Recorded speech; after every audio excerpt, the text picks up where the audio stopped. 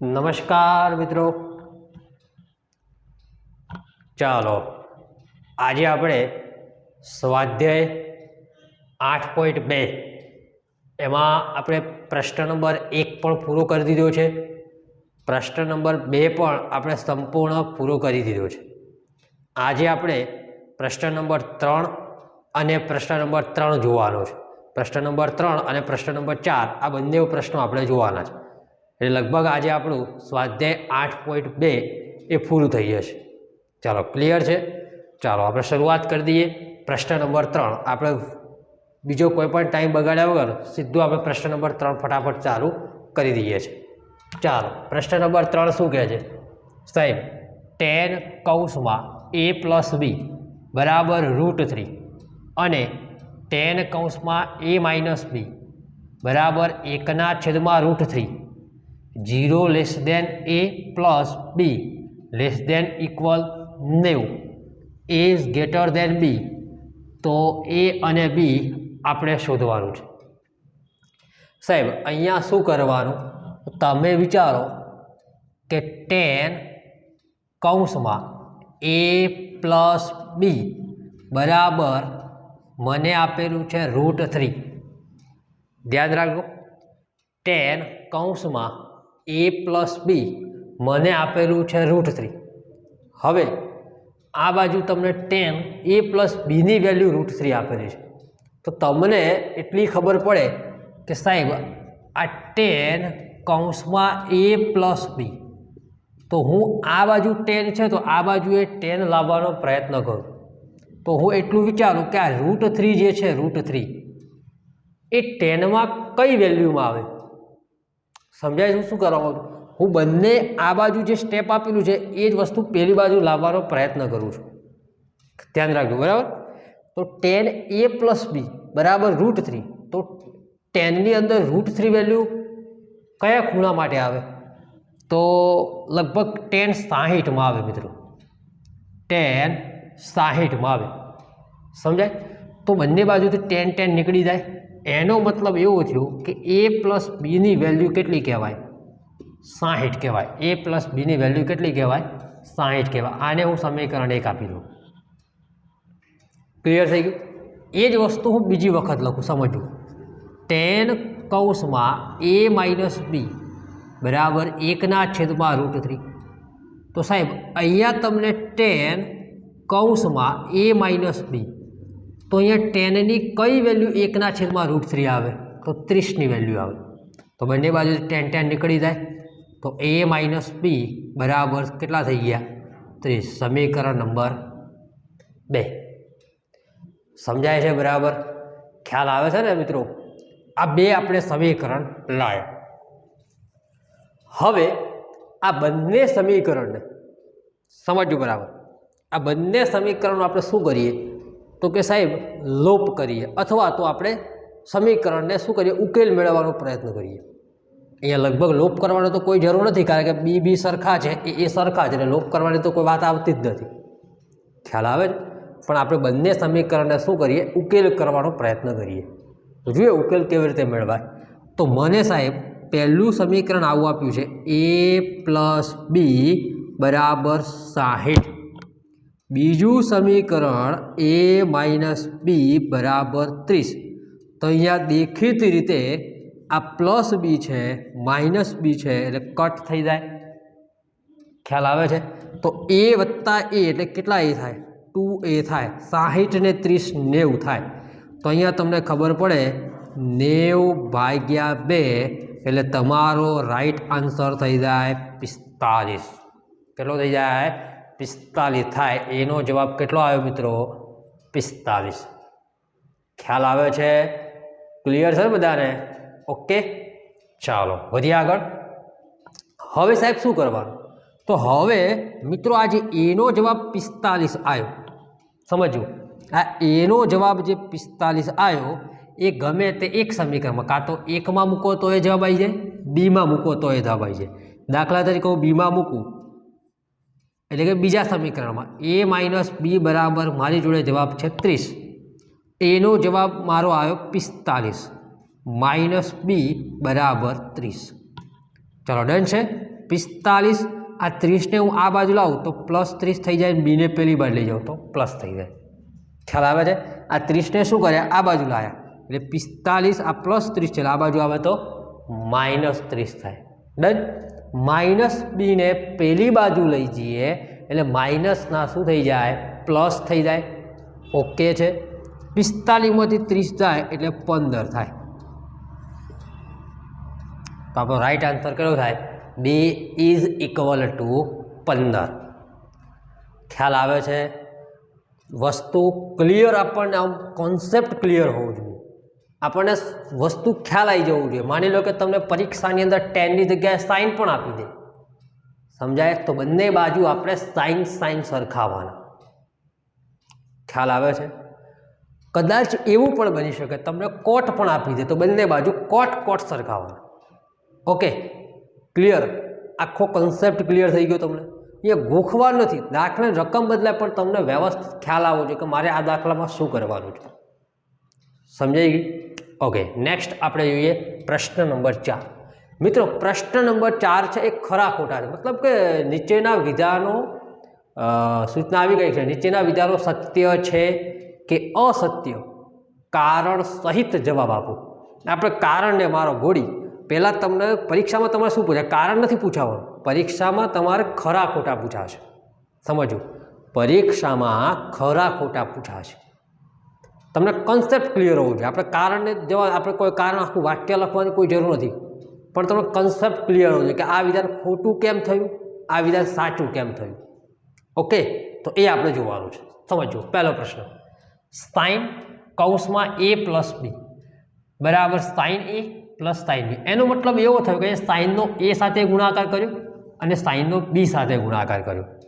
તો મેં અગાઉ એટલે કે 8.1 જે સ્વાધ્યાયવાળો વિડીયો મૂક્યો આપણે, એમાં પણ ખરા ખોટા આવ્યા હતા, તમને યાદ હોય. અને એ ખરા ખોટામાં આપણે, તમને ખ્યાલ હશે કે સાઇનનો ગુણાકાર કોઈ દિવસ આપણે થીટા સાથે એટલે કે એ સાથે, બી સાથે, કે ભાઈ સાઇન 60, આ સાઇન અને 60નો ગુણાકાર શક્ય જ નથી, આવું આપણે 8.1માં પણ ખરા ખોટામાં કીધું. તો એ સીધી વસ્તુ છે મિત્રો, સાઇનનો ગુણાકાર એ સાથે કેવી રીતે કર્યો છે આને, એટલે આ વિધાન સદંતર ખોટું છે એવું આપણે સાબિત થઈ જ જાય છે. પણ ઘણાને એવું થતું હોય, સાહેબ સોલ્વ કરી બતાવો, તો સોલ્વ થઈ શકે મિત્રો. જો અહીંયા તમે એની જગ્યા ઉપર 30 મૂકો, બીની જગ્યા ઉપર માની લો કે 30, એની વેલ્યુ હું 30 લઈ લઉં, બીની વેલ્યુ 30 લઈ લઉં, તો 30 વત્તા 30 કેટલા થાય, 60 થાય. તેનો મતલબ શું થયું, સાઇન 60. એનો મતલબ શું થાય, સાઇન 60. તો સાઇન 60ની વેલ્યુ કેટલી થાય, તો બધાને ખબર હશે, √3/2 થાય કે ના થાય. સમજો, આ બાજુનો જવાબ લાવ્યો, ખ્યાલ આવ્યો કે ના આવ્યો?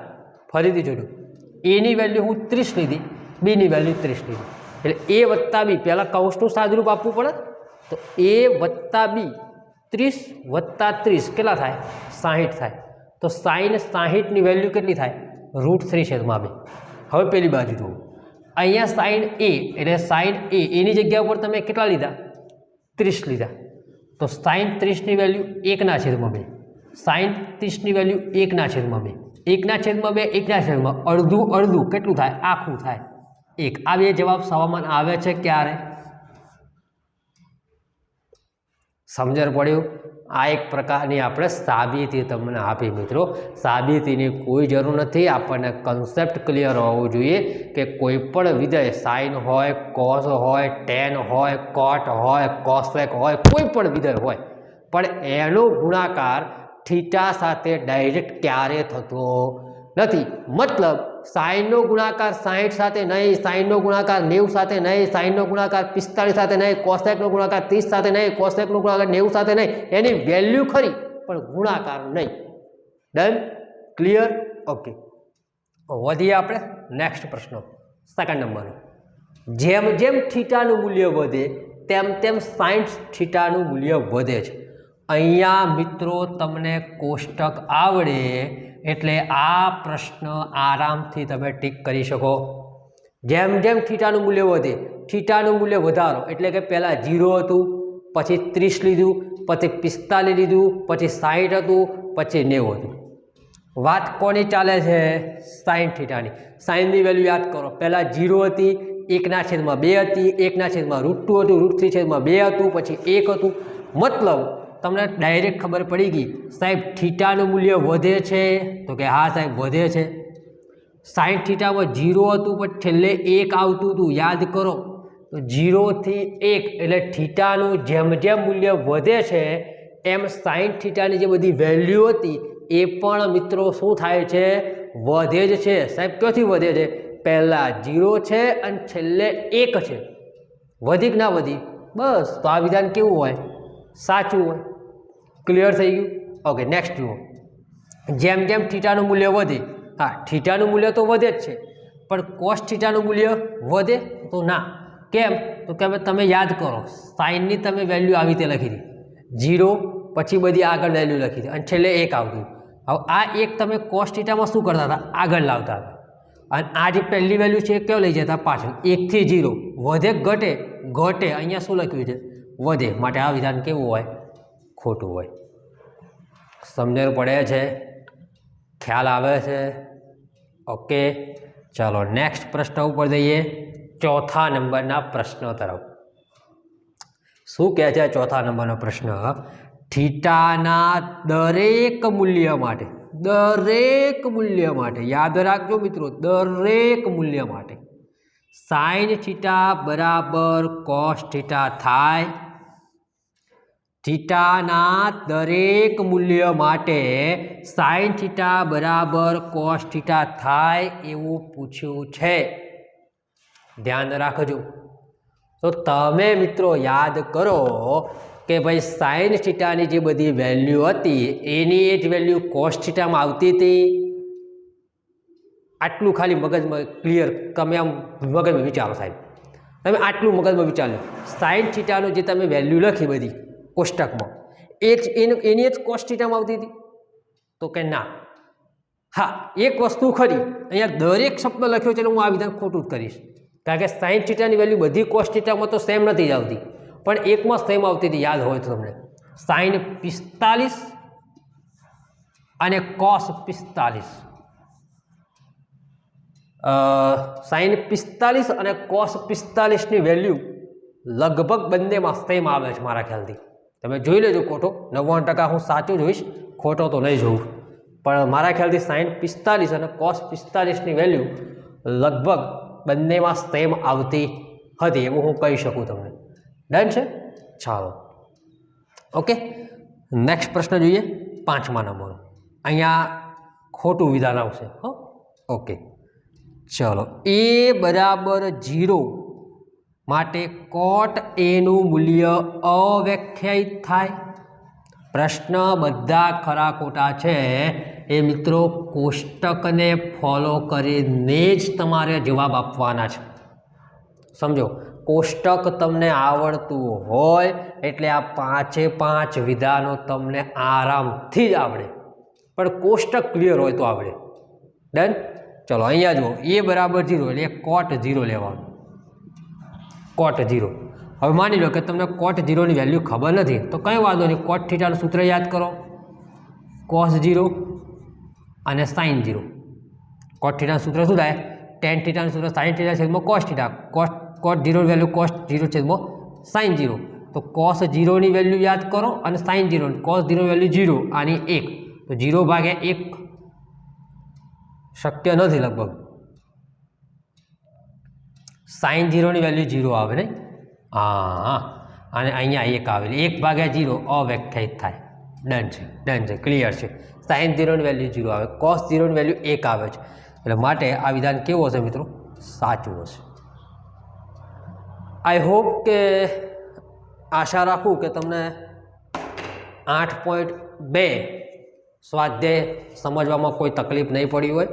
લગભગ આપણે પૂરેપૂરો 8.2 સ્વાધ્યાય સમજાવવા માટે પૂરેપૂરો આપણે પ્રયત્ન કર્યો છે મિત્રો, કે તમને દરેક દાખલામાં, દરેક એક્ઝામ્પલની અંદર વ્યવસ્થિત, કેમ કહેવાય ને કે પીએચડી કરીને મેં તમને સમજાવવાનો પ્રયત્ન કર્યો છે. બધા જ દાખલા તમને વ્યવસ્થિત ખ્યાલ આવી ગયા હશે એવી આશા સાથે આપણે નેક્સ્ટ વિડીયોની અંદર આપણે 8.3 સ્વાધ્યાયના મોસ્ટ એન્ડ મોસ્ટ ટાઈમ દાખલા લગભગ પરીક્ષામાં પૂછાતા હોય તો 8.3 જેમાં સ્ટાન્ડર્ડ જે લોકો વિદ્યાર્થીઓ રાખ્યું હોય એ લોકો માટે તો જબરદસ્ત 8.3 સ્વાધ્યાયમાંથી બેઠો પ્રશ્ન પૂછાય એવી શક્યતાઓ વધારે છે. તો આપણે નેક્સ્ટ લેક્ચરની અંદર 8.3 સ્વાધ્યાય આપણે શરૂઆત કરી દઈશું. એના પહેલાં જે નિત્ય સમૂહ હશે એ બધી વ્યવસ્થિત ગોઠવી એ તમને પહેલાં નિત્ય સમૂહ ક્લિયર કરાવી અને પછી આપણે એક્ઝામ્પલ ઉપર જઈશું. ઓકે છે. આ સાથે જ આપણે છૂટા પડીએ મિત્રો, કારણ કે 8.2માં આપણે બહુ સરસ રીતે સમજાવવાનો પ્રયત્ન કર્યો છે. જય હિન્દ, જય Bharat. Thank you so much.